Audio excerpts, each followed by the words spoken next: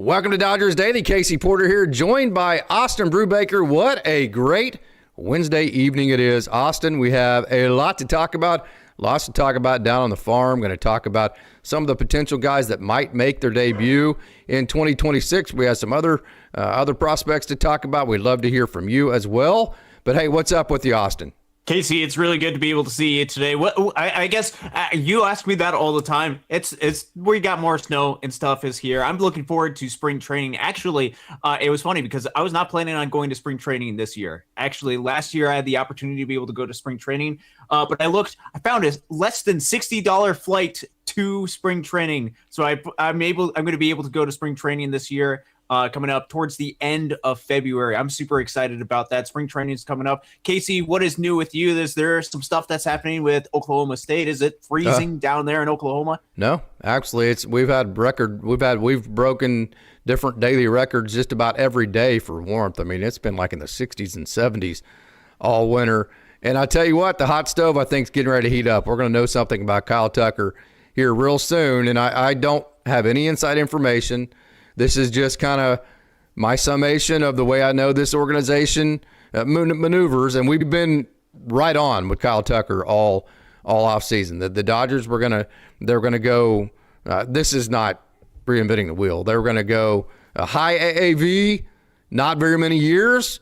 They were gonna do it in a hey, we want you, we don't need you, and if that's good enough for you, we'd love to have you. That's exactly what they've done with Kyle Tucker. They've let his free agency market play out. So I think the way that it's looking right here, okay, does Kyle Tucker want, say, $150 million over 3 years, or does he want, say, $300 million over 8 or 9 years, right? So I think that's what we're down to. I think the Dodgers will get close enough to the Mets to where the Dodgers will beat out the Mets. Now, I've been wrong many times before, but if you're somebody who's wanting to, so this, if Kyle Tucker comes to the Dodgers, this will not be his last payday. He will be betting on himself. He'll take the 150 over 3 years.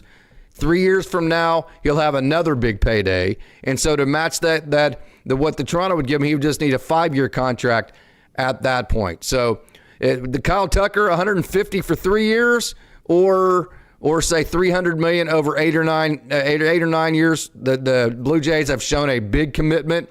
So I personally think it's probably going to come down to the Dodgers and Blue Jays. I don't know which way that'll go. Yeah, it's a fascinating conversation. You mentioned it seems like at this point, based off all the rumors, which this is not coming from any sort of inside information that Casey and I have, we don't get these types of rumors at this grand of scale with the type of player that Kyle Tucker is. It seems like from what a lot of the reports are, it's pretty much down to the Blue Jays, Mets, and Dodgers, with the Mets and Dodgers, as you had mentioned, kind of in that similar bucket of we want to offer him short-term, really high average annual value to be able to go and re-enter the market in free agency. And that creates a whole another fascinating type of discussion, because with Kyle Tucker, I don't know what exactly he'd be looking for that high AAV. Is he going to want 3 years, but to be able to stay with an individual team for 3 years? Or is he going to want to be able to opt out? This is a Kyle Tucker that is entering into his age 29 season in Major League Baseball. Is it going to be something to where, man, he's going to want to re-enter the market at age 30? Or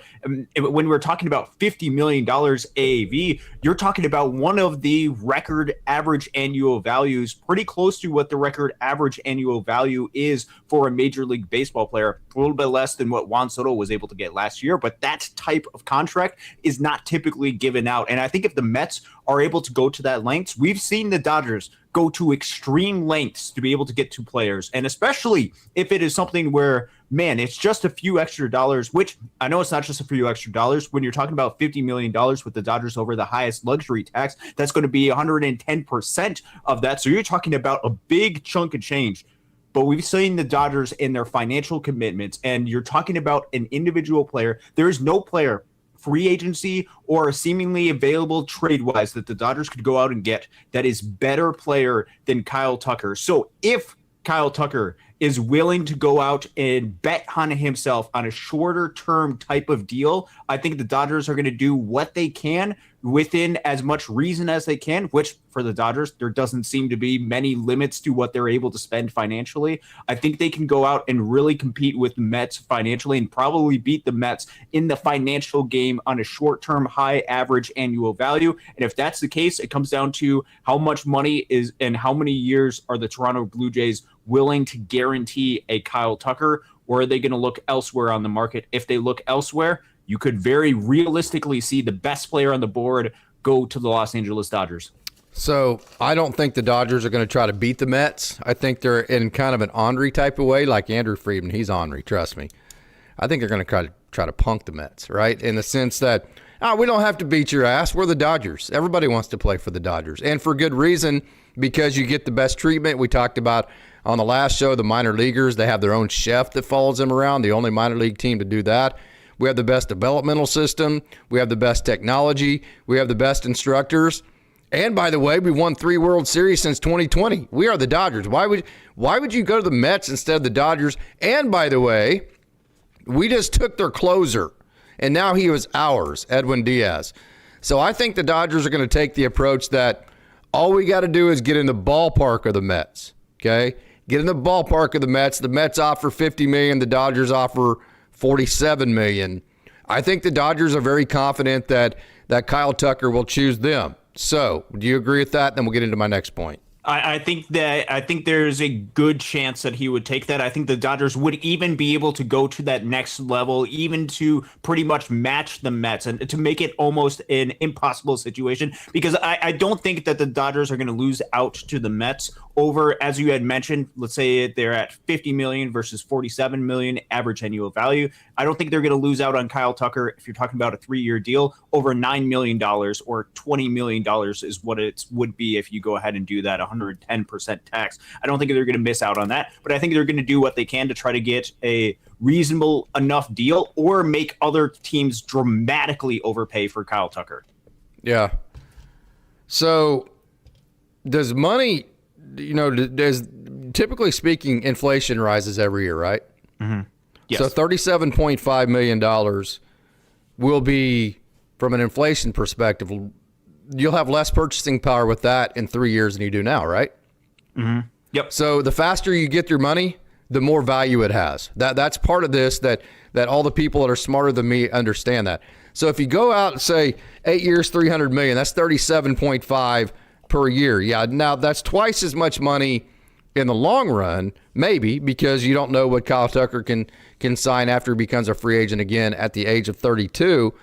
Yes, on paper it looks like that, but then again, if you sign that contract, you're having to deal with inflation making your money less valuable, right? Whereas if you go back into the free agency market 3 years from now you're going to be able to set the market based on what inflation rates are at that point and what the values are in terms of the free agency market. And you might be doing it, in a lineup with all these guys, like Kyle Tucker, obviously a great player. You might be doing it with a couple of world championships under your belt, and really you've eliminated any kind of negativity that anybody might bring up on Kyle Tucker. So just looking at the math, being a baseball guy first, I easily take the 3 for 150 over the 8 for 300. That's what I do. What does the statistician say? Well, it comes down to what do you anticipate the contract is going to look like at age 32 for Kyle Tucker, and how much do you want to bet that teams are going to give some sort of longer term deals to players age 32 and beyond, especially with Kyle Tucker. There would have to be a lot of different variables to go well for Kyle Tucker to be able to go. Let's do this then. What type of player gets $30 million a year? It would be some of the better hitters in the game of baseball. What are the percentages 3 years from now that he can't get $30 million for 5 years? My guess is he probably would, but there's a lot of variables as far as whether he would be guaranteed to be able to get that $30 million. Because over the past 2 seasons, and this is something that's been pointed out by other people when talking about Kyle Tucker, he has dealt with a couple of injuries that have popped up. 2024, great season for him, but he missed half of the season. This past season, he missed part of the season last year, and so he's dealt with some sort of injury. So if he deals with a couple of injuries over the next couple of years, and even if he is productive, if there's not a guarantee that he's going to be productive long term, you could see, hey, maybe he's not going to make quite that much. It depends on how much Kyle Tucker wants to be able to bet on himself and what is going to be the difference long term. I think with any type of short-term contract, I think there probably would be some sort of flexibility for him to potentially even opt out before the 3 years is complete within an organization. That might be something he could be looking for from the Los Angeles Dodgers, and something that the Dodgers might be willing to give, whereas maybe the Mets would want to, if they're signing that type of player, they want to keep him for a couple of years. But if you're talking about Kyle Tucker and the player, I think even if it is something where, man, he is not as healthy as what he was the previous year, even if he does opt out after, let's say he gets a 3-year contract with opt-outs, and he opt-outs after next year, I still think he has a really good chance of making a lot of money while also being able to get a long-term type of contract with the opt-out that he has. I think that would probably be something that he would be looking for, because it's a lot easier for teams to be able to justify signing a player to a long-term deal if you're going to get age 30 and 31 season versus when it's starting with an age 32 season and beyond. So that would be my expectation. So the question is this the only time in Kyle Tucker's mind where he can get that long-term type of deal? And if he can, it's really hard to pass down $300 million guaranteed. Really difficult to be able to do, but not to say that he can't bet on himself. And we've seen, obviously, the example that's been given out recently is Alex Bregman betting on himself, and he ended up making more money than what he would have made if he had signed a long-term contract previous offseason. So Red Sox. He signed a 3-year deal worth $120 million. It's $40 million AAV last offseason. So we made $40 million with the Red Sox, opted out, and then ended up making more than what he would have with other teams since he signed a 5-year, $175 million deal with the Chicago Cubs. So you could see something similar to that. I think that's what the Dodgers are kind of hoping for, just because I don't know how much they want to give out the long-term type of deal. Doesn't seem like they really want to with a Kyle Tucker, but also don't necessarily know that for sure if push comes to shove and you have the opportunity to be able to get the best player on the board and somebody that has been a top 10 hitter in the game of baseball over the past 10 years, or past 5 years, I should say. I also think a large part of this, does Kyle Tucker really honestly believe that the Blue Jays are going to win a world championship? So to a lot of guys, I mean, I talk about this all the time. Is there a difference between $1 million and $1 billion? I mean, yes, but like, is there really a difference between $30 million a year or $300 million and $303 million in terms of how it's going to actually affect the quality of your life?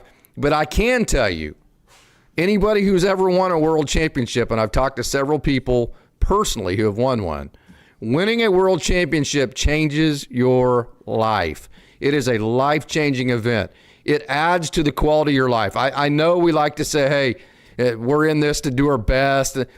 This is a winning and losing industry. And when you win, especially if you don't win, like John Elway, I watched a deal on him. Forever, he was the best quarterback ever that couldn't win the Super Bowl. I promise you, when he won the Super Bowl, that dramatically, it shouldn't probably, because it's a sport and you have all these other things that should take precedent. But I can just tell you, winning the Super Bowl, and he'll tell you, dramatically increased his quality of life. So if you're Kyle Tucker, I think the number one thing you have to evaluate, you're going to have more money than you could ever spend in your lifetime unless you are just such a dumbass that you don't even deserve to have money to begin with, okay? To me, I think it comes down less to money figures and more to, do I really think the Toronto Blue Jays can win a world championship, or do I think they will? Because there is no way that you can evaluate this and say, you know what, in the next 8 years, I don't think the Dodgers are going to win another world championship. There's no way anybody, now they might not, right? Mm-hmm. But there's no way anybody could accurately predict that the Dodgers won't win another one. So a world championship, I'm telling you, would add a tremendous amount of quality of life to Kyle Tucker versus, okay, well, what if he does lose $10 million or so and doesn't get a world championship? I can tell you that's going to not have as much of an effect as winning one would on the positive side. Yeah, I think that's right. Kyle Tucker did win a World Series championship in 2022 with Houston, so he already has that as part of his history. And certainly we're not talking about it being a difference of $50 to $100 million, not in terms of what he's projected to earn the remainder of his career, being the difference of, okay, do I want to win another World Series championship or not? If it's that big of a difference and you have a chance to be able to set up yourself and your family for generations to be able to come, then I could see there being very much a strategic decision of Toronto's still a good organization and I have a chance to be able to win over there. That's absolutely what I'm going to be able to do. And if that's the case, Kyle Tucker should go out and get as much money as he can for him and his family. But if it's going to be a shorter amount, it is hard to argue that the Dodgers aren't the team that at least is going to be favored to win World Series championships. And he very well could be one of the key pieces to be able to go and help regenerate some life into this offense, or just put additional thump into this lineup to make it as good as it possibly can. The rotation is already as solid as you could make it. The bullpen just got a lot better with Edwin Diaz and has a lot of really good arms. And then you add in Kyle Tucker into this lineup and makes this team an absolute juggernaut. And he could definitely be a part of it. I'm certain that's part of the pitch that the Dodgers have made. And I'm giving the pitch right now. Yeah, absolutely right. The pitch that Andrew Friedman gave Kyle Tucker, you just heard it come out of my mouth. And I know the Showtime LA has the laughy face. That's the pitch they gave him. That is exactly right, and it is a phenomenal pitch to be able to make. It's actually not incorrect. It is not incorrect, and the Dodgers, and going into this offseason, I don't think any one of us kind of expected Kyle Tucker to be coming to the Los Angeles Dodgers, just because I think the expectation for him was it's going to be a 10-year, 350 million type of deal, and I wasn't sure if the Dodgers were going to go ahead and get another one of those type of players. But as the offseason has progressed, and this is a credit to the Dodgers organization for being patient and not immediately jumping to go out and make some type of trade, they have an opportunity, even if it's a, hey, Toronto's got a 55-60% chance to be able to get Kyle Tucker, and New York's got a 10%, but the Dodgers have a 20 to 30% chance to be able to get Kyle Tucker. You'll wait to take that 20 to 30% chance, and then you'll go and adapt if you're not able to, because Kyle Tucker is that much better than a lot of the other options, who has proven to this point in his career to be that much better of a hitter than the other options. Okay, so we have a super chat already from Showtime LA. Showtime, thank you so much for your just absolutely incredible support. Good evening, fellas. Do you think Zire Hope is a mechanical tweak or an approach change away from cutting his strikeout percentage down, or do you think the swing and miss is just part of his game? Love talking to you guys. Well, we love talking to you too, Showtime LA. I see Hep C in the chat too. It always makes me happy to see Hep C, because Hep C brings an absolute A game to every single chat, and we love the A games here. We love the good chat. It's not the biggest. But we like to think that we have some pretty darn good chat over here. So let's get into some Zire Hope.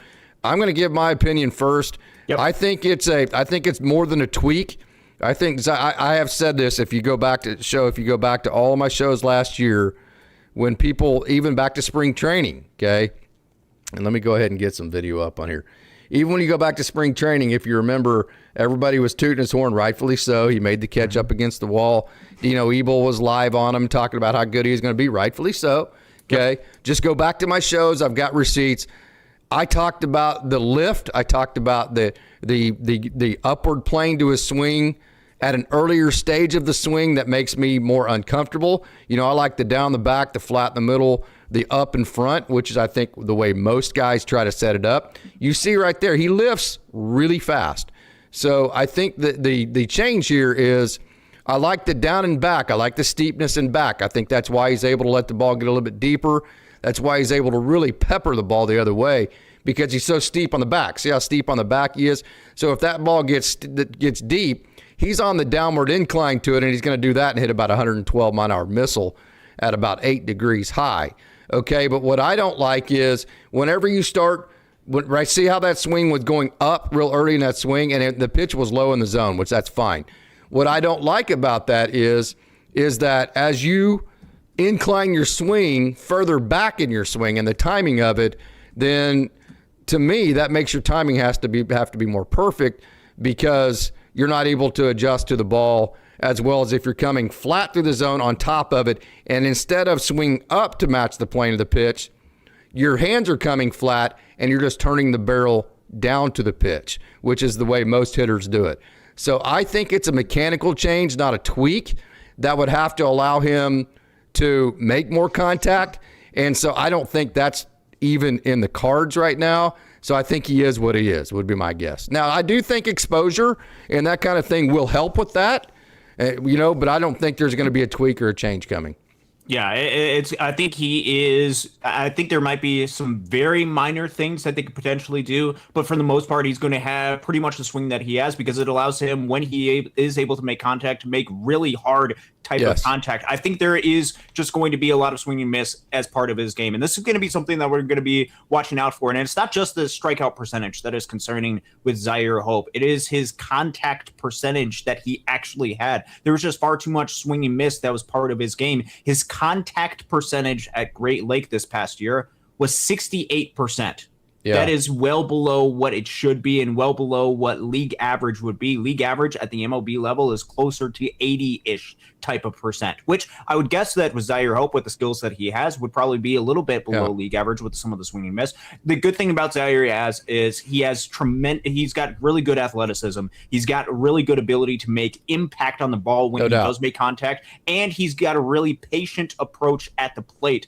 And so I think a lot of those skills create a good baseline for him to be able to have. But I think I agree with Casey. There is going to be some swing and miss that is going to be part of Zire Hope's game. And unless we see a dramatic increase from what his ability to be able to make contact, whether this is some mechanical adjustments, which, to be fair, I'm not a hitting coach. I trust the Dodgers hitting coaches a lot more than what I have. But we're going to have to see some results with the numbers, with not just the strikeout percentage, but the ability to make contact percentage as well, which could be he's just trying to make as much impact as he can, and he swings pretty hard too. He's a big, strong type of guy, and he wants to make the impact when he does make contact. But ideally, I'd like to see him hit for a little bit more contact and strike out a little bit less going forward.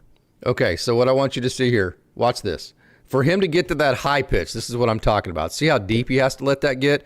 And that's because look at how look how steep he is on the back. When I say steep, he goes from here to there with the barrel. So the barrel goes from positive to negative, right? Yep. So when you talk about degrees, like 9 degrees is 9 degrees above your hands, and negative 9 degrees would be 9 degrees below your barrel. So watch how deep the barrel goes below his hands on this swing versus getting flat and staying a little flatter through the zone. Watch how steep he is on the back. See how far in the back the barrel goes negative there, to a negative below the hands degree level there. So this is what I'm trying to tell you. The way that so from here on out, it's going to lift. So the only way that he can get to that high pitch right there is hitting that on the very, very, very, very back of the zone, which is okay for him in a lot of ways because he's so strong. It takes so much strength to be able to hit the ball in the back of the zone because you don't have the momentum of the barrel carrying, right? That's another reason why when you hit the ball out front, it goes further, because you have the momentum, that buggy whip of the barrel traveling a further distance. So you have a less distance in the back of the zone to hit with, and so you have less buggy whip, you have less momentum, so it's harder to really impact the ball.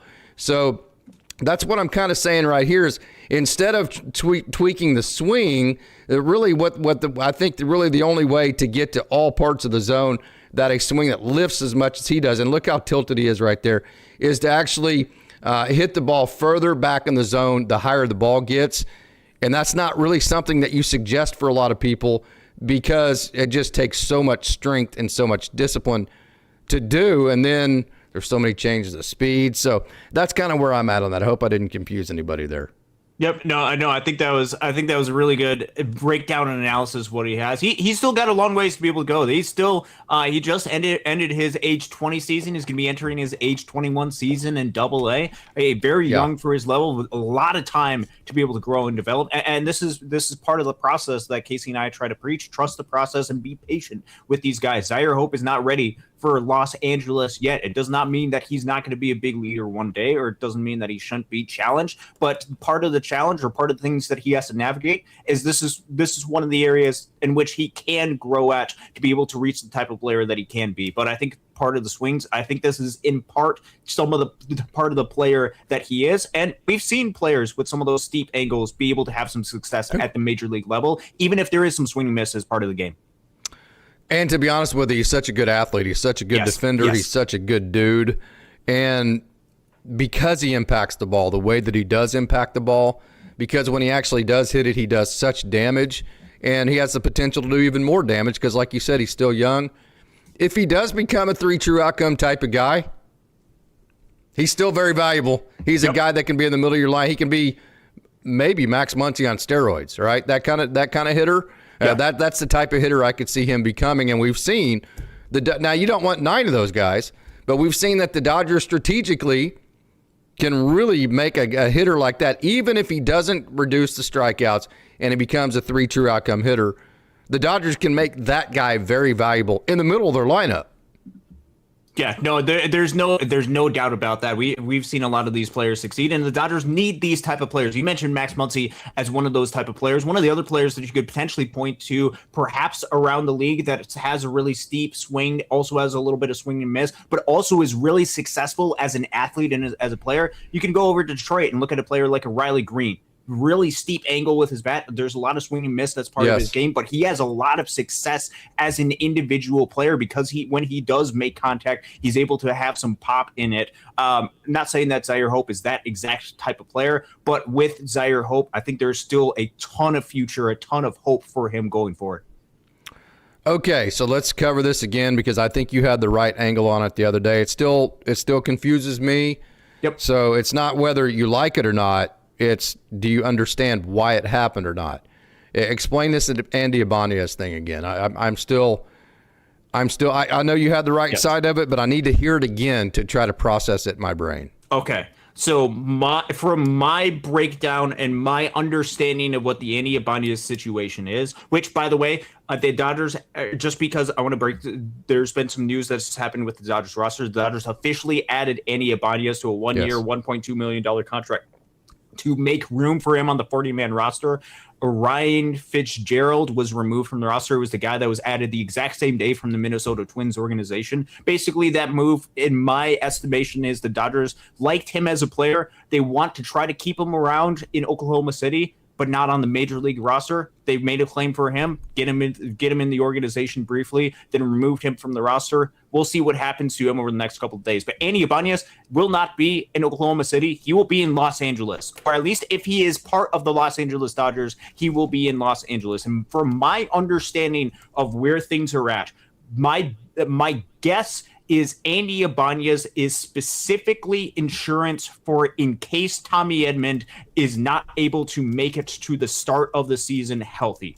Tommy Edman obviously went through some type of surgery over the course of the offseason. There's very much a question mark when he's going to be back, when he's going to be healthy. I think the hope is that he'd be back relatively shortly, but that is an uncertainty at this point. And Tommy Edman plays a lot of different roles. He can play in the infield, potentially in the outfield, but particularly with Tommy Edman, he also is somebody that is really good against left-handed pitching. And you don't necessarily know, or at least in the Dodgers mindset, if he is going to be healthy, ready to go, nor do you want to rush Tommy Edman and say, hey, we need to get Tommy Edman into the field, need him to be healthy. Kike Hernandez, although he's not signed to the Dodgers, I think a lot of people are assuming that the Dodgers would go ahead and re-sign him. He also is not going to be ready for the start of the season. This is assuming that Tommy Edman is not going to be ready to start the season, or the Dodgers are going to provide him with as much rest in order to get 100% healthy as possible. If that is the case, if both of those guys are not ready to start the season and you're wanting to add an additional outfielder, there is an opening on the roster that you could have one of Alex Freeland, Ha-Seong Kim, or Ryan Ward, and an additional option. And what the Dodgers have decided to do is, at least for insurance for the short time in the beginning of the season before a player like a Tommy Edman comes back, or at least for as long as the Dodgers would need him, they decided to go out and give a 1-year contract to Andy Ibanez, who is filling in more of that short-term type of role. Now, with Andy Ibanez, he can really play second base or third base, maybe a little bit of first base. That's kind of the role of what you would probably see with Andy Ibanez. A couple of things to notice about him. Defensively, he's actually a pretty solid defender, graded out pretty well defensively at a lot of different positions the past couple of years. A little bit of stability there. At the bat, it's not phenomenal, but it is good against left-handed pitching. So with Andy Ibanez, my expectation for the Dodgers, assuming that the Dodgers get some sort of outfielder, this could be Kyle Tucker, this could be Cody Bellinger, this could be a trade that they go out and get, assuming they get an outfielder. What my guess and what my assumption is there's going to be two different platoons that go out onto the field because there is room for these platoons, assuming Tommy Edman and Kike Hernandez are missing the start of the season. It is a Max Muncy against right-handed hitters on the strong side of the platoon, plus Andy Ibanez to provide Max Muncy rest and to try to make it to where Max Muncy doesn't have to face left-handed pitching quite as much. Max Muncy, majority of the time versus righties. Andy Ibanez providing him rest, hitting against lefties, which he excels at or does well enough at. And then on the other side at second base, either Alex Freeland or Hae-Sung Kim being able to provide some youth into this lineup against the right-handed pitching. And then Miguel Rojas, who hits well against left-handed pitching, going out and being the other side of platoon right there. So there is room, assuming that Kike Hernandez and Tommy Edman are not starting the season off healthy, for Andy Ibanez on this roster. And this is under the assumption that you don't want both Alex Freeland and Hae-Sung Kim on the roster, because of both of them on the roster, it's very difficult to see one of them getting an extensive amount of playing time. I think a combination of those things, as well as just some additional depth within the organization, because, man, they want to keep these guys healthy for October. Andy Ibanez is there to make sure some of the guys are healthy, ready to go for October. And in particular, I think it is for Tommy Edman to make sure that he takes the time that is necessary to get back healthy. What does Ibanez do that they saw? Why him? Why him? I understand the concept of why they thought they needed somebody, a quad A type, or not quad A, but a veteran type guy. The Kevin kind of feels like a Kevin Biggio. I know Jay said that the other day. Yep. Why him, though? What does he specifically do that makes him the target? He complements against left-handed pitching well. That's why I mentioned that. It's a 115 WRC plus against left-handed pitching. You can basically, the Tigers the past couple of years have only pretty much utilized him against left-handed pitching. You use him in that type of role, which I would have liked Tommy Edman to fill that type of role, because Tommy Edman's a 110 WRC plus against left-handed pitching. And Ibanez the past 3 years has been slightly better than what Tommy Edman has versus left-handed pitching. He can hit against lefties, and he's a little bit versatile with good defense at a lot of the infield positions. The overall numbers are not going to blow you off the page. He doesn't walk an extraordinary amount. It's about 6%.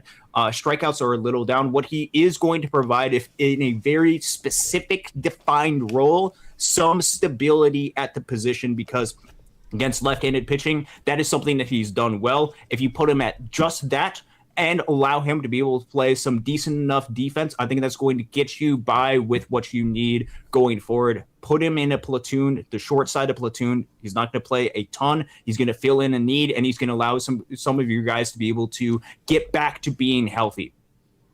Did the Dodgers need Edwin Diaz more, or do they need Kyle Tucker more? I mean, they made that statement. They went and got Diaz. Now, that may have been timing. Diaz maybe wanted to come off the market sooner, and that happened because of that. And Tucker he was wanting so many years and that kind of deal that it's taking longer. That might just be a timing thing. I've said the entire offseason they needed to go get the closer. I said it, just point blank, Edwin Diaz needs to be target number one, because I know they want it, but in 2020 you close with Julio Urias. In 2024 you close with Walker Buehler. And in 2025 you close with Yoshinobu Yamamoto. You got through it. And in my opinion, that you got through it, but that's not something that you game plan for and go, that's a pretty good plan right there. We can just finish the ninth inning with a guy that threw 90 pitches a day before that we just gave a 10-year contract to. There's no way that anybody can convince me, yes, they won. Yes, they got away with it. You can't convince me that's a good plan, though. So I think the Dodgers definitely had to fix the closer spot. Now, if you just say reliever, no. But closer spot, only if they could get an Edwin Diaz. Only if it was going to be last year Johan Duran. Somebody who actually is the elite closer that hands down is the best guy that you can go get. That was need number one, because the Dodgers, to be honest with you, They underachieved offensively in a lot of ways for a long time last year and still won the World Series. And then they've added to their pitching, which makes them a better team than they were last year, even if they don't get an offensive guy. Having said that, if they do make another move, it doesn't need to be because of offense. It doesn't need to be before anything. I'm sorry. If they do make another move, it doesn't need to be because, hey, well, we play bad defense. No. If you make another move, if you're the Dodgers, it has to be because you have to. You don't have to, but it's a move to improve your offense. So Kyle Tucker is the one that makes sense because, yes, is he a great defender? No. But that's fine. The Dodgers have the pitching. They have the closer. They have good enough defense. The next move needs to be a guy to make your offense better. So I think they did it, even though it may be a timing thing where Diaz just was available first. I think they did it in the right order, and that's why I've been saying Diaz and Tucker all year, all offseason. Yeah, so I think when it came down to the question of which one was needed more, I think both of them were absolutely needed. I think the bullpen market just moved a lot quicker than what the outfield market was. And when it came to the bullpen market, you saw early in the offseason, Devin Williams signed really early. Some of these other guys signed early to the point where, man, it came to a decision where bullpen market is kind of rolling, and Edwin Diaz had to make some sort of decision. Ultimately, the Dodgers were able to get him on terms that the Dodgers had liked, and because of that, they were able to capitalize on that. With Kyle Tucker, he's going to be looking to make as much money as he possibly can, or at least get the highest AAV. Whatever Kyle Tucker's goal is, he has the opportunity to be able to wait this out and be able to get as much money as he possibly can. And teams want to make sure that when they're going into this type of high investment that you would give a Kyle Tucker, you want to make it right. And for the Dodgers, I think you're absolutely right. The next move that the Dodgers should make is to go out and get somebody that is going to help improve the offense. And I think both Casey and I have mentioned throughout the course of this offseason that comes in one or two forms. It's one by getting either the best player, and because you add the best player that you possibly can, it makes the offense so much better. I believe that is Kyle Tucker. I believe Kyle Tucker is a much better hitter than Bo Bichette, as I have explained on the show, and I think there is more betting power for Kyle Tucker in his bat going forward than Bo Bichette. That is me. If you disagree, we certainly can have that discussion at a little bit of a later time. But I think the decision for the Dodgers is, do we get the top guy that's going to make the lineup as good as possibly can? Or, and I think this would be potentially the next pivot that I would like to see the Dodgers, and I think Casey would agree if the Dodgers don't necessarily do this, is, okay, what is the next best possible thing that the Dodgers could do? Because I think there is a large group of either free agent bats or trade option bats that are really close in production-wise standpoint. What's going to make the lineup better? I think what's going to make the lineup better is you get somebody who's going to get on base quite a bit and really help extend the lineup as best as you possibly can, even if it's towards the bottom of the order. I think that could be something that very much could be useful and needed for this lineup that does have Andy Pages, who doesn't walk a ton towards the bottom of the order. Well, that's going to have potentially a Teoscar Hernandez towards the bottom of the order, Tommy Edman towards the bottom of the order. I think if it's not Kyle Tucker, who is the best player, who's going to make the lineup better because he is the best player and make that middle of the order just that good, I think the next pivot would be, who's the guy that's going to get on base towards the bottom of the order and really help extend the lineup at the bottom of the order to get to Shohei Ohtani so we can maximize on some of the run-producing type of opportunities. So it's start with the best player, look to see if you can get him on your terms, and then if you have to make a pivot, look for guys that can get on base quite a bit. Okay, so we have a question here, and we got a question also. We've got several. What a chat. It's not a huge chat tonight, but what a chat we have going. So do you think that Alex Freeland's going to get a chance this year? So I know the question is, why do you get Ibanez when you already have Alex Freeland and Ha-Seong Kim kind of as that role? Well, because they don't hit right-handers. So what the Dodgers needed was a specific targeted skill with like I say, on the margins. So the way you fill in your margins is through fit. Well, the fit they needed was somebody to hit right-handers, and that's not Alex Freeland or Ha-Seong Kim. It's not hit left-handers is what they needed to get. Left-handers, yes. I'm sorry. Yes. Yeah, I had that exactly backwards, which I do that quite a bit. I'm getting old, right? Okay, so do you think Alex Freeland, where does he fit in? I do think he's going to spend time in L.A. this year, although they did spend a minor league option last year on whatever limited amount of time he got. He did lose an option, so I think he only has two. No, do what? I was about to say, yeah, I think that is, according to Fangraphs, that is correct. Yeah, so I think he only has 2 option years left. Now, sometimes Fangraphs isn't they're accurate on almost everything, but option years, they're not always accurate. So take this with a grain of salt. But I do think he lost an option year last year, so I think he only has 2 left. So it's not out of the question the Dodgers would want to get that option year back, right? And especially in a year where they don't absolutely need him. You got Kike Hernandez possibly coming back. You got Andy Ibanez. You got Tommy Edman getting healthy, that kind of thing.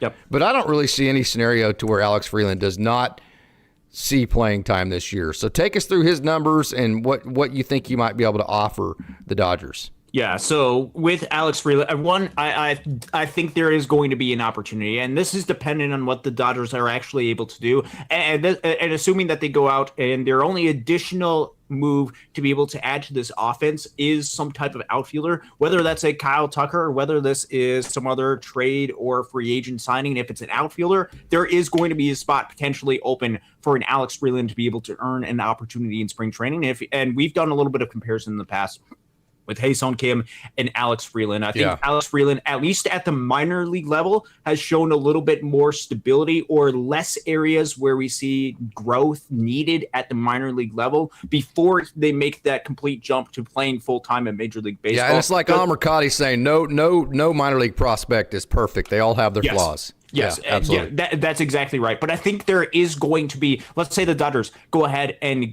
bring in a Kyle Tucker. If Tommy Edman is going to miss the beginning of the season, I believe there is going to be an opening for either an Alex Freeland or a Ha-Seong Kim to be able to earn a spot on this roster. And that would be incredibly good for either one of them to be able to earn a spot and create a fascinating battle in spring training for them to be able to go out and battle with each other. Alex Freeland, there was a lot of swing and miss that was part of his game when he was in Los Angeles. There's no doubt about it. The swing and miss was far too high for him. Swing and miss when he was in Tulsa and Great Lakes, too. That's not something that, if you're paying attention, that should have surprised you, correct? It shouldn't have surprised you. It was a bigger jump than what it was at the minor league level, though. He was making a lot less contact, which I think in part comes to just some of the inexperience that he has at the major league level. I think he's going to take and learn with with all the different lessons that he learned last year. And I think there's going to see a lot of different improvements for him. Defensively, rock solid, whether you put him at shortstop, whether you put him at second base, which my guess is that is the opening for Los Angeles is second base. And so that's what he would play in Los Angeles, or it's third base. I think he's rock solid defensively at either one of those options. And then the thing I'm going to be looking for in spring training is how much more aggressive is he going to be at the plate. That's always the thing with Alex Freeland. Yeah, swing the bat. He won't strike out if you hit strike one. You strike out when you get to 2 strikes. Yes. And you get to 2 strikes by taking too many pitches. Absolutely. Now, you're going to walk more, but you're going to strike out more. Yes. Yeah. And that's what a philosophical deal. Good point, Austin. Yep. And that's what we're going to see with Alex, or that's what we could potentially see with Alex Freeland, is maybe a little bit less walks, which is a huge part of his game, but it could lead to more opportunities where he can make contact early. And Alex Freeland can make some really good contact, good line drive, good gap to gap power. Alex Freeland is a really good baseball player. I think he's going to get I think he's going to get a shot to be able to earn a spot in Los Angeles during spring training, and there's a role for him, and especially if there is a potential role for him early in the season, I think is worthy for the Dodgers to be able to make that investment in a player like Alex Freeland. Okay, so I totally agree with Hep C. You and I have had conversations about Andy Pages. Yep. And you are way, way more convinced that he's almost a slam dunk, above maybe even at some years all-star caliber offensive player than I am. I love Andy Pages, don't get me wrong. I've just seen way too much streakiness from him. And what I don't like about the Andy Pages offensive, I know Hep C's talking about metrics. You're way better with metrics than I don't have to be good in metrics because I got you, right? I was a little bit better before you started hopping on the channel. I probably would be if I didn't have you. But I can't do the metrical part of things anywhere as close to the same ballpark as you do, so I don't even try, right? So that's awesome for both of us. So I don't necessarily get into the metrical aspects. So here's what I'll say about Andy Pages that has always bothered me is that his slumps are long. They are very, very long, like sometimes a month, sometimes even longer than that. And when your slumps are like a month, there's something there. It's either you're not quite as confident as, because confidence in baseball is just so hard because it's such a tough game. Or there's a bat-to-ball skill there that whenever everything's not going perfectly, you can't perform the way that you want. or there's too much swing and miss. There's something there. Now, when he's hot, but everybody gets hot now, and he seems to get hotter than most. Like, he's just very kind of extreme to both sides. I'm not big on the extreme because I think major leaguers will expose the bad parts of that more than you'll be able to expose the good parts against major league pitchers. So I think we saw that with James Outman, although I do think he will redefine himself and be a good player at the major league level with whoever it's Minnesota now, but whoever it's going to be. But those are my concerns with Andy Pages. Are they real? Am I being too critical? Because I know he's your boy, man. You like Andy. I am a big fan of Andy Pages. First off, there's a couple of different things that go well for him. Defensively, he graded out as excellent last year. Not just excellent, really, really solid. That's creating a really good baseline. Plus, the impact that he's able to have with when he is able to make contact is really good. What you see for Andy Pages is kind of a little bit of the opposite effect of what you see from Alex Freeland. Alex Freeland, very much more of a passive type of hitter. What we saw with Andy Pages, especially an adjustment that he made early last season, is Andy Pages was pretty passive at the plate early last season, and then he made the switch and became ultra aggressive at the plate. He was swinging, his swing percentage overall on the season last year at the major league level was 53%. That is very high in the game of baseball. He is swinging a lot, which means he's making enough contact to where his strikeout percentage was able to take a dip. But is he a good enough hitter to do that? Let me get into this. So he was able to swing a lot, and he was able to make at least enough contact, in part because he was swinging enough to make that additional contact. But that is causing Andy Pages in part to be able to do is that took a real dip in his ability to be able to draw walks. His walk percentage overall was sub 5% last year. It was 4.6%. It was a real dip from what it was because he is swinging and becoming ultra aggressive at the plate in order to be able to make for as much contact as he possibly can at the plate. So when he's not getting hits, he's giving you nothing. Well, so when he is not getting, and this is in part because of the type of player that he is. So a couple of things with Andy Pages. He's very aggressive, swinging the bat at the plate. He also has a lot of power, but with the swing that he has, which is a very steep swing, I think it's the second or third steepest swing in the game of baseball, he also gets a lot of fly balls with it. His fly ball percentage last year, according to Fangraphs last year, was about 42%. The year before was about 45%. He gets a lot of stuff that is in the air. But if it's more of the elevated type, lofty fly balls that are not going out of the ballpark, and you're getting somebody who doesn't walk a whole lot, there's going to be some periods of inconsistencies in his game, which unfortunately we saw a very clear example of that during the entire postseason last year, where he was dealing with some sort of struggles. I'd be curious to see what sort of adjustments Andy Pages is going to make this upcoming season, because I love the adjustment that he was made, even though that took away almost all of his walks last year. That was very much needed from the player that started the first 10, 12, 15 games last year.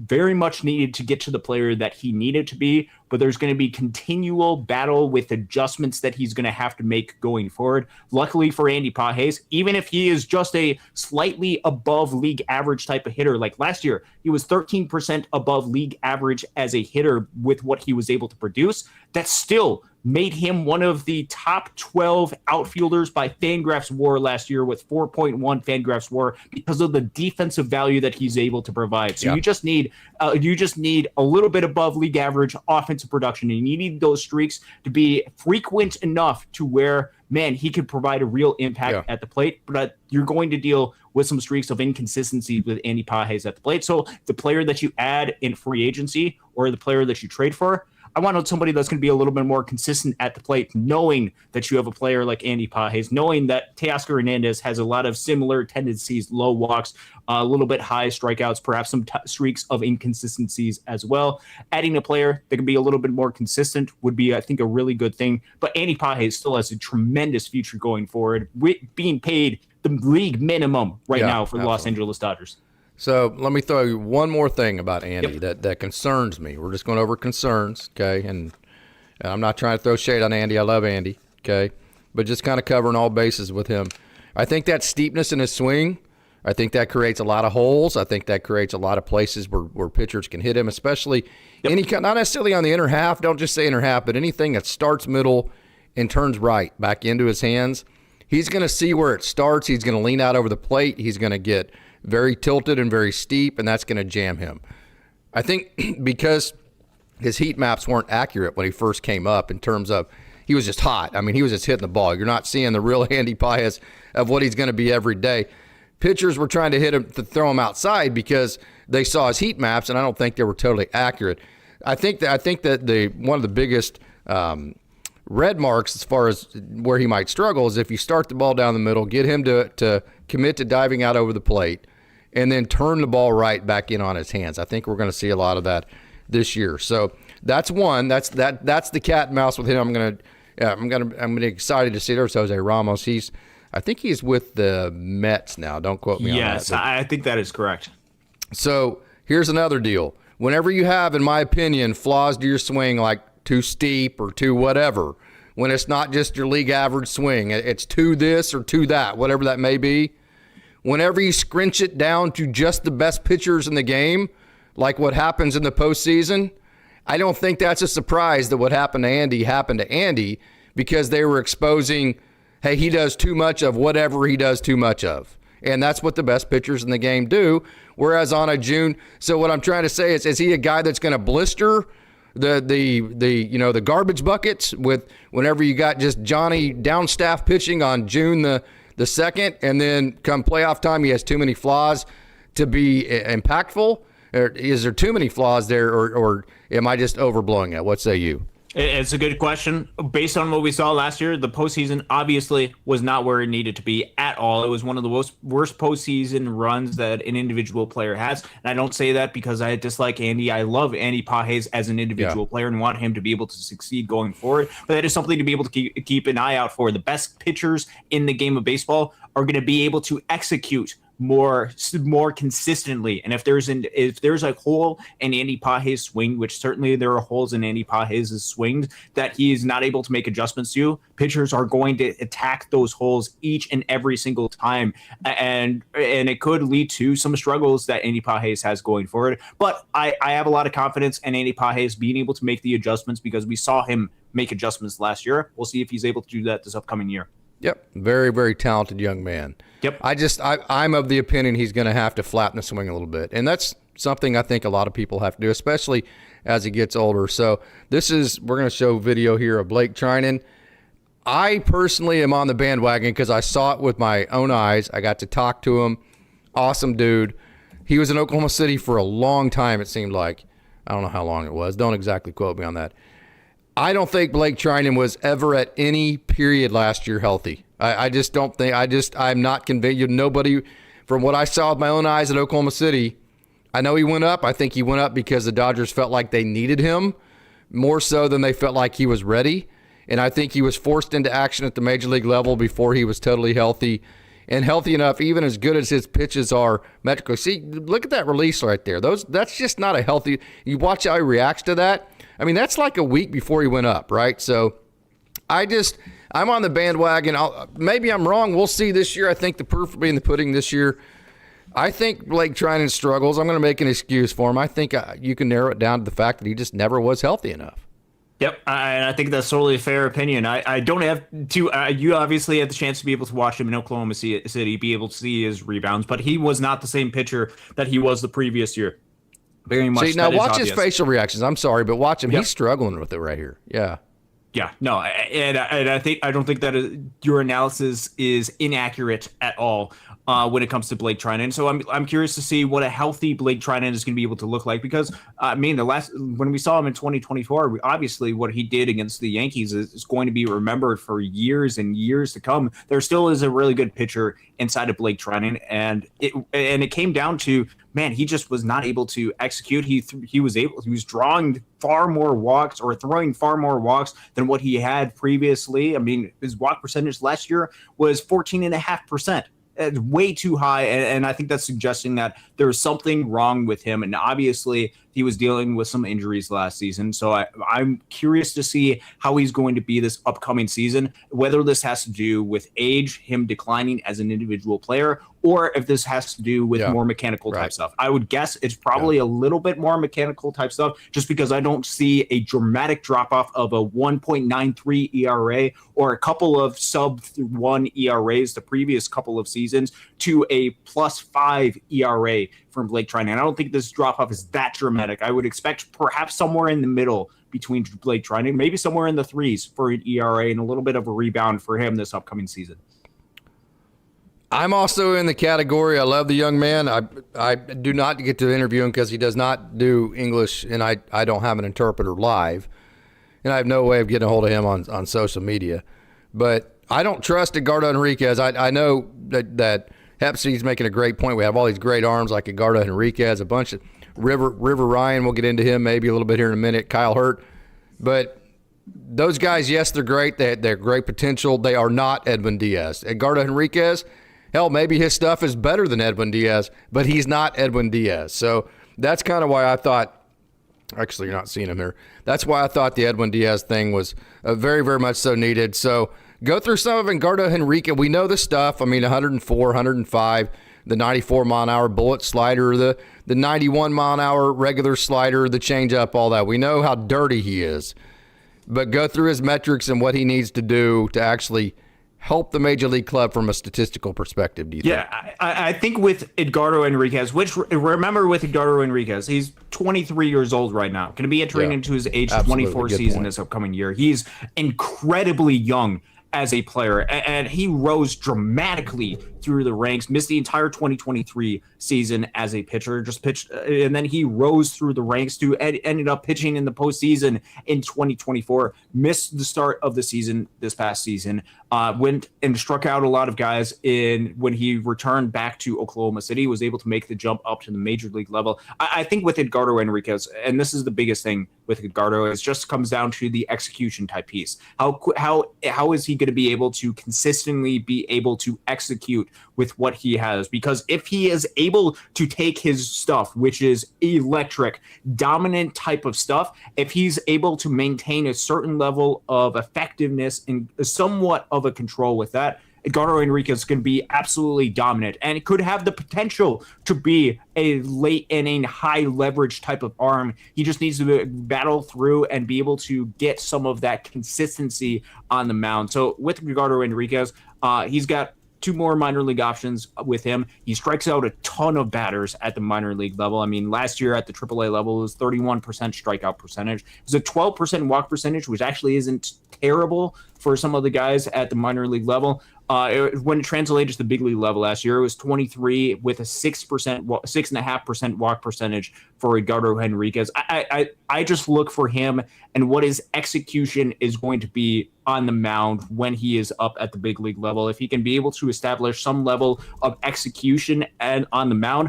I think you could see a lot of success for Edgardo. And he's also one of these guys that is just going to need opportunities at the big league level. And if he could have opportunities at the big league level to be able to try and prove himself, obviously earning a spot, and there's going to be plenty of spots for him to be able to fill in through the course of the season. He's somebody that you can watch out for and look for what are some of the development pieces that you see for Edgardo to see if he can take that next step for when the next wave of relievers become free agents, when Blake Treinen is going to be a free agent after next season, when Alex Vesia is going to be a free agent after next season, when there's going to be a couple of other guys that are going to be free agents. You're going to be looking for some of those steps for Edgardo Henriquez this upcoming season. I won't put him in the highest leverage spots immediately, but he's somebody to keep an eye out for and give opportunities for this upcoming season. I do think he'll be healthy for this year. I think he will be back. So, yes. Hey, yeah, crowd is growing, no doubt about it. I see Mr. Classic in the house. Mr. Classic, thank you so much for joining. He was last known in Venezuela. Him and, there was one other one. I can't remember who. There was one other one in Venezuela. I can't remember who it was. Yeah, but Edgardo Henriquez and Jack Dreyer, absolutely amazing. So do you think they could, of course, I would say no, because I think the Dodgers will give Blake Treinen every opportunity whatsoever. They do that with veterans. Yep. But Jack Dreyer, Edgardo Henriquez to take over the Blake Treinen role?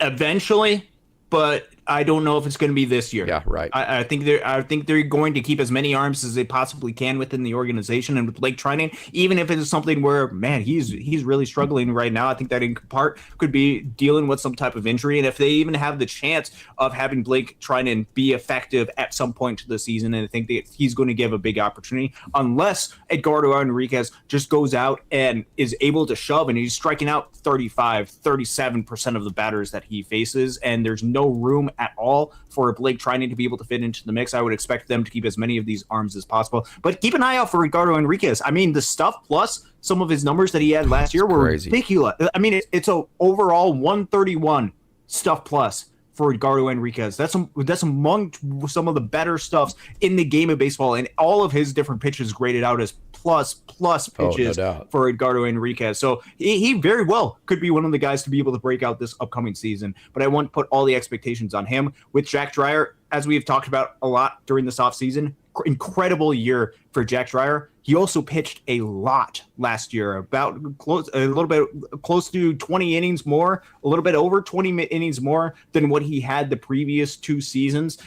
It was a large workload for him, so I don't know if there's going to be any sort of rest they want to make sure they give Jack Dreyer, or any sort of concerns that they have. So you don't want to be subtracting arms too early than what you have to. And I think with Edgardo, with Jack Dreyer, they're going to play a big role on this team. But if Blake Treinen has any sort of shot to be able to play some sort of role, he's going to play a role on this team as well. Okay, we have a question here. Is Patrick Copen, or no, Christian Zazueta, actually, let me get back to that. Christian Zazueta is our second best pitching prospect, or is Copen better at the moment? I'm guessing Showtime's saying that Jackson Ferris is the best pitching prospect. So if you had to put, just say in order, Zazueta, Ferris, and who else is there? Copen. Okay, I'm going to say this really point blank right here. I think Adam Sirwanowski. I was about to mention. I'm not sure he's not the best pitching prospect in the organization right now. Yeah, Big Ski is really good as a pitcher. Keep an eye out for Big Ski. He could. I mean, we'll see. But I think right now the momentum he has. Yeah. Yep. And with Zazueta, obviously spent almost all of his time in Rancho last year. That's tough to say. That's a low level. It's tough to be able to make that adjustment. There's really good signs with Zazueta, with a near 30% strikeout percentage and a 6% walk percentage. To have that difference with a lot of swing and miss from the mound, that is a really positive sign for Zazueta. I just want to be patient with some of these guys. Nor is it something where I like to make a direct comparison between the two, because you're judging them on different levels from where they're at. But he certainly is somebody to keep an eye out for. I, of course, am super pumped to be able to have him on the mound with Great Lakes. There's going to be a lot of really fun arms that are going to be part of Great Lakes next year. He's going to be part of it. But as you mentioned, there's other arms that are really solid that's part of the system. Sirwanowski, Big Ski, who Casey had the chance to be able to interact with. The interview is posted on this channel. If you had not had the chance to be able to check it out, check that out. But Patrick Copen's another one that is really solid that's part of this mix. Jackson Ferris, a really good pitcher. There's a lot of really good pitchers that are part of this mix that are coming up. And we'll see who separates themselves still early in their professional careers. But Zazueta, a lot of good momentum behind him right now. I'm going to let you go over the numbers. I'm going to tell you right now 3 guys that you need to look out for. Let's start with the first one here, and they're all lefties. Okay, the Dodgers made a very concerted effort to get into the left-handed starting pitching game last year. Wyatt Kroll, I'm telling you, the back foot slider of Wyatt Kroll is absolutely legit. This is him at Rancho, but he actually made it up to Double-A Tulsa at the end of last year, and he was injured at Florida State, so he was kind of on a leash. Got let off the leash a little bit last year, but what I like about about Kroll is that he has 1, maybe 2 pitches that I think could be anywhere from plus to elite, and just everybody that I talk to about him is like, even players, managers are like, oh, dude, this dude is absolutely nasty. So I think maybe the most underrated pitcher, a guy that this time next year you might be talking about, well, this might be the best pitching prospect in our organization, that came out of nowhere, is Wyatt Kroll. I love this guy. Can you talk about his statistics? Oh, he is super underrated with what he has. And this is coming from coming from Wyatt, who really struggled to start out the season. Didn't start immediately with Great Lakes, but joined maybe 2 or 3 series into the season. And when he started out, it was a struggle for Wyatt to start off the season. But I remember it was May 28th, and this is what the numbers that I'm going to pull up, is May 28th, that he had a really good outing against the Fort Wayne Tin Caps, in which he was able to post up good amount of innings. Let me get the exact line for it. Yeah, it was 4 1/3 innings that he had. Didn't post up. It was May 28th against the Fort Wayne Tin Caps. It was 4 1/3 innings pitched, 7 strikeouts in the 14 batters that he faced. Only 1 hit by pitch. He was able to have a little bit more of command, which was something that he really struggled with, especially early in the season. He was struggling with the command, getting back onto the mound. But from May 28th, which actually had a really fun interaction with Rob Hill, pitching director for the Dodgers minor league players, and he was like, "Yeah, just keep watching for Wyatt Kroll." Yeah, no doubt. That's what I'm trying to tell you. Yeah, from May 28th to the end of the season, Wyatt Kroll posted a 2.19 ERA with a 27.3 strikeout percentage. It was a 12.6 walk percentage for him.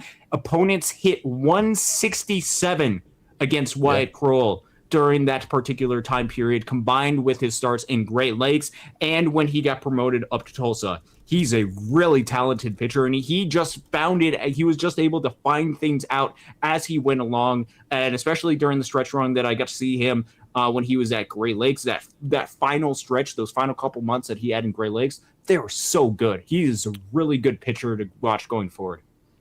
He throws a splinker, and his velo is about, I'd say 93 to 95. Something like that, yeah. Yeah, I mean, I would say it sits in the 93, 94 range, depending on the day, depending on if it's cold, whatever. And he throws a sinker, splinker, which is a split finger and sinker together, which is his changeup, and then obviously his two seam, and he has that back foot slider. Man, that one's just get me over there, but that back foot slider is awesome. So it's all of this, and he's also able to get a really good amount of ground balls. Last year is about a 40 or 54 to 55% ground ball percentage for him.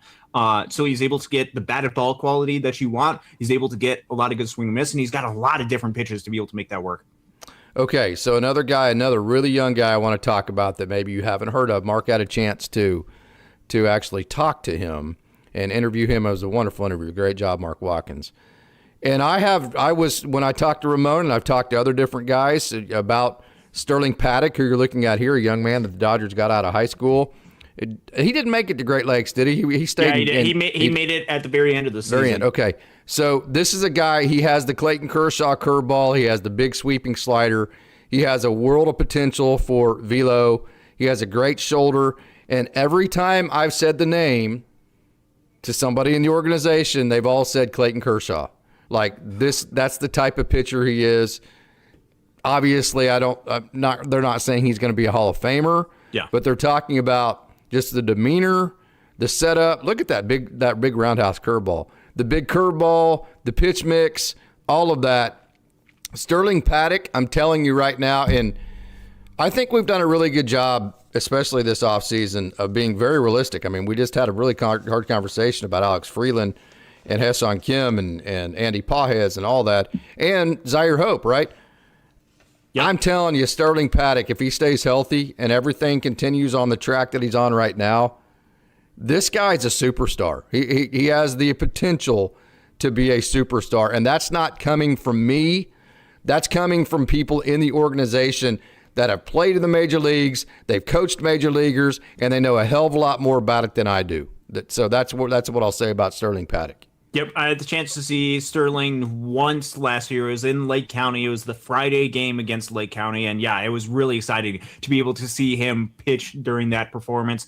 Last year, overall, between his 23 games in Rancho and his 2 starts that he had in Great Lakes, it was a 4 ERA, but a 3.75 FIP and a 3.78 expected FIP. Strikeout percentage about 27% with a sub 10% walk percentage on the season. I think you just look at the stuff that he's he's produced, and you could see a lot of growth that he can have from that, and especially trusting the organization with what they have with him as an individual player. He gets a decent amount of ground balls, about 46% ground balls.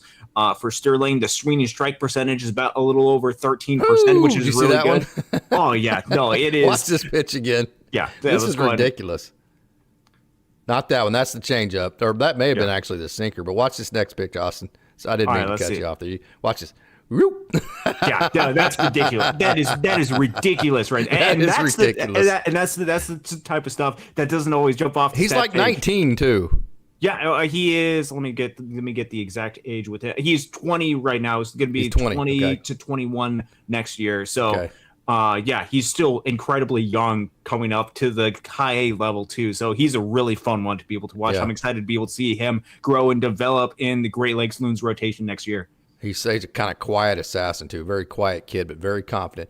And I'll tell you another guy, sleeper. I don't think he's gonna be like a superstar or anything. I don't think he has the nasty stuff like a Maddox Bruns or we talked about Paddock or I don't think he has the nasty one or two pitches like a White Kroll, like we just talked about. He obviously doesn't have the size of a Ronan Kopp, and he doesn't have just kind of the overall arsenal of a Jackson Ferris. But I think Luke Fox, who you're seeing right here, this guy went to Duke. He's super smart. I think he's kind of a different execution focus. And so I think it's a good kind of change up, if you will, from all this dirty stuff to a guy. So you get into this dirty stuff and you're like, okay, well, I got to hunt for this. I got to hunt for that. Then you throw Luke Fox, who's just pounding the zone, and he's setting you up, and he's pissing you off because he's pitching, right?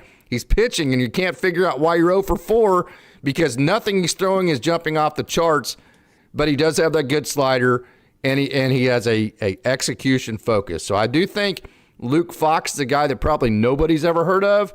That will be a major leaguer someday. That's what I'll say about him. Yeah, that's absolutely right. And again, in that footage, there you can see me there in the background with Damino and Cameron right over above Luke Fox, and the green is where I'm at, literally above his head, which is funny to be able to point out. But Luke Fox was absolutely phenomenal last year, and went completely underrated on the season. In 98 innings pitched, he posted a sub-3 ERA, a 2.85 ERA between high A Great Lakes and his 9 starts that he had in Tulsa, he posted a 2.70 ERA during that tenure with them. Just phenomenal stuff that he has. It still is a really solid strikeout percentage, about 26% combined for Luke Fox. But I think the thing that you had mentioned is he's just going to go out there and attack different hitters. There still is going to be some walks that he's going to have in his game. It still was about a 12.5% walk percentage, but he doesn't give up a ton of hits. It's a 205 batting average against because he overall nibbles. This season.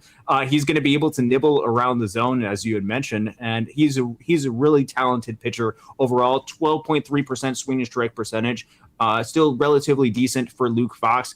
I think he's one of these guys that if you just watch him go out there and throw and pitch, he's able to go out there and get really effective results on the field. A little bit more fly balls that are part of his game, but I think he's going to go out there and be really successful, as we've seen from this past season. And I think he's going to be one of these guys. I mean, consistently at the minor league level, consistently post results. That's what you want from a pitcher, and that's all you can really expect from a pitcher. Yeah, and it's like, I'm sure people are watching this like, well, what's the big deal? It isn't a big deal. I'm not saying that Luke Fox is a huge deal. I'm just saying he knows how to locate, he knows how to sequence, he knows how to pitch, and his stuff is good enough to get outs, and I think it's going to be good enough to continue to get outs as he moves up. So we have a question here about Ronaldo Yeen.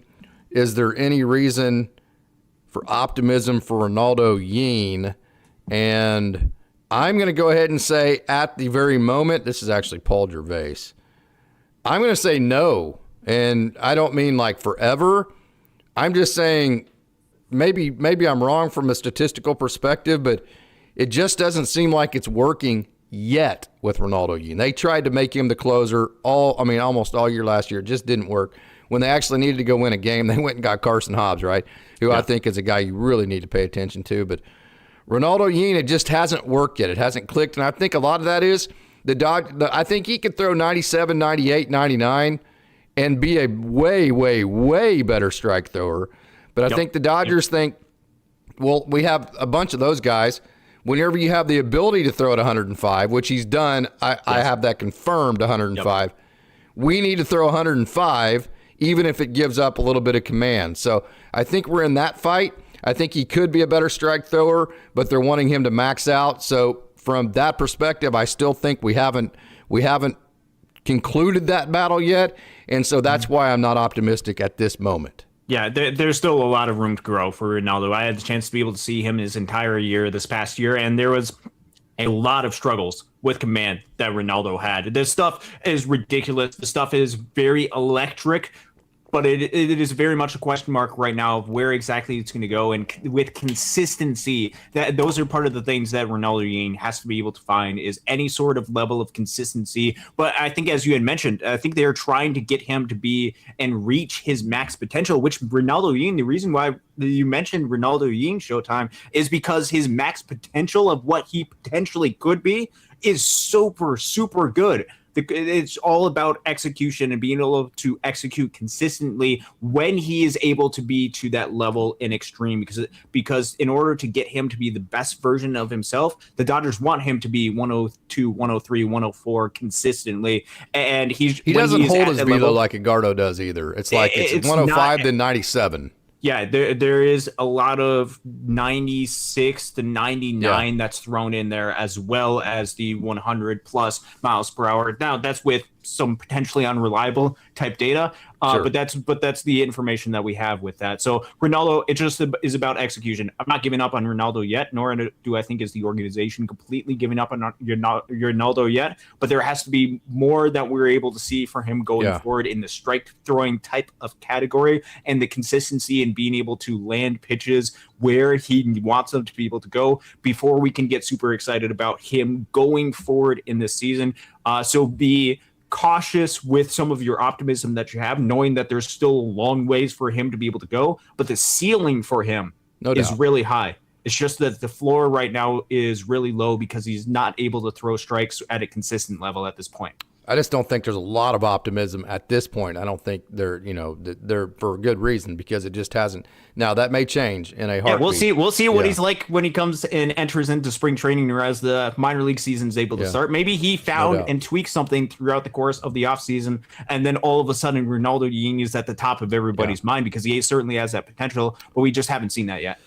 So there's some rumblings that Peter Hubeck may make his major league debut this year. What do you think about that? Talk about it. Of course, Peter Hubeck, he has the spike curveball. He has the really nice slider. He's just continued to grow, young man out of Baltimore. Continued to grow. He's probably going to sit around 93, 94, probably more 94, 95. He's going to hit a 97 and 98. So ridiculous stuff. He's gone through the Ben Kasparius process of defining, redefining, and redefining the sequencing, redefining the mix, redefining, just the caliber, the style of pitcher he wants to be. It seems like he's redefined himself at every level. Was injured last year, finished with Double-A Tulsa. Why are the rumblings going around that Peter Hubeck might make his major league debut next year? That kind of comes out of nowhere for me. Yeah, I think it is in part because when he was healthy, there were some signs that were really solid for Peter Hubeck. Now, with Peter Hubeck, he was somebody that we had talked about during Rule 5 type of time period, but it wasn't an expectation. He didn't end up being taken because he missed the later part of the season last year. Which I think if he would have stayed around towards the later part of the season, you could have potentially seen a little bit more interest in him. But Peter Hubeck, overall on the season, it was about a 4-ish FIP, an expected FIP for him. Strikeouts are pretty solid. Peter Hubeck has always been somebody that's been able to get a decent amount of strikeouts. His stuff is good. Oh, his stuff is really good. It's like Show saying he does have the ride and a little bit. He's got some run to it. Not quite as much run as Emmett Sheehan, but he has some run to it. Yeah, there's a lot of characteristics on his pitches that are really solid. That equates to a 28% strikeout percentage and a 13 swinging strike percentage. There's a lot of swing miss that is able to come, and he was able to last year limit the walks to about just a touch over 12%. And I think Peter Hubeck, I think the big question mark with him is how is he going to look being able to come back from whatever injury that he had this past season. And if he looks solid and he's coming out and he's able to come out and get a lot of swings and misses early in the season, and if he starts making some jumps throughout the ranks, perhaps you could see, because he's had some experience at the Tulsa level, because knowing going into this upcoming offseason he's going to be eligible for the Rule 5 draft, maybe Peter Hubeck, if he makes some steps, if he shows that, hey, maybe I'm worthy to be able to make a jump, and the Dodgers need somebody to pitch at the major league level, maybe it's Peter Hubeck, especially if Jackson Ferris gets off to another slow start at the beginning of the season. Maybe it's Peter Hubeck that's able to make a jump early in the season and be able to succeed. Okay. I think the guy that I'm most excited about is River Ryan. I cannot wait to see this guy back on the mound. This guy is so good. I have a feature on him from last year. I also have an interview with him. Anything you ever need to know about River Ryan, I think I have an article on him. What do you expect from River Ryan, Austin? Oh, I'm expecting a lot for River. Obviously, during his very short tenure in Los Angeles, was really solid and a ton of positives. Missed all of last year, but he's going to play a really crucial role for this team. He's one of these guys.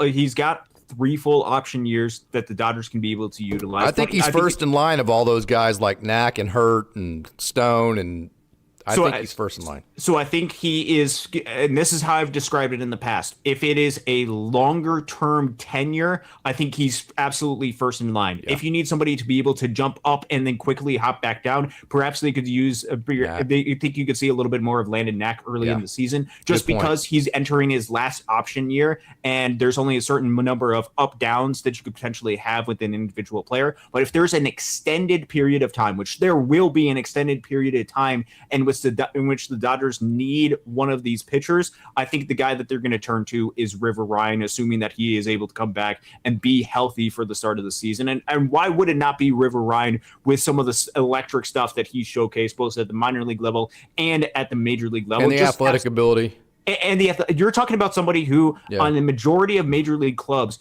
would be part of their major league rotation, let alone if other teams had a 6-man rotation. But with the Los Angeles Dodgers, this is their 7th starter or unofficial 7th starter. But for the Los Angeles Dodgers, they need as many arms as they possibly can. And with River Ryan, because he has options, because he has the ability to be able to fill in this type of role potentially for years to come, and because there's question marks, okay, what is he going to look like coming off of Tommy John surgery? He is going to play a very crucial role for the Los Angeles Dodgers club. And with the electric stuff that his arm has, perhaps this is somebody that's not just I'm going to fill in some starts eventually. Perhaps he's somebody that's going to fight to be able to take over a rotation spot from somebody that's within the Dodgers rotation, or at the very least fight to play a crucial role for the Los Angeles Dodgers in some sort of postseason type of rotation. That is some of the upside that you could see with River Ryan. His future is incredibly high. One thing to note about River Ryan, he's starting to get up there in age a little bit. Not really completely fault of his own. He is 27 years old going into this upcoming season, but still a ton of potential for River Ryan going forward, and Dodgers fans should be ecstatic to have River Ryan back. Yeah, and he is. I think he's healthy. He's ready to go. And they have fun. They used to be able to send him up and down. Mitch White, remember him, went up and down all the time. Yep. So they made a rule. Now you can only go up and down 5 times, but I think that's after a certain date. I think they can do it a couple of times. Don't quote me on that, but super excited about River Ryan. And so we're about to get out of here. We've got about 5 minutes left here, Austin.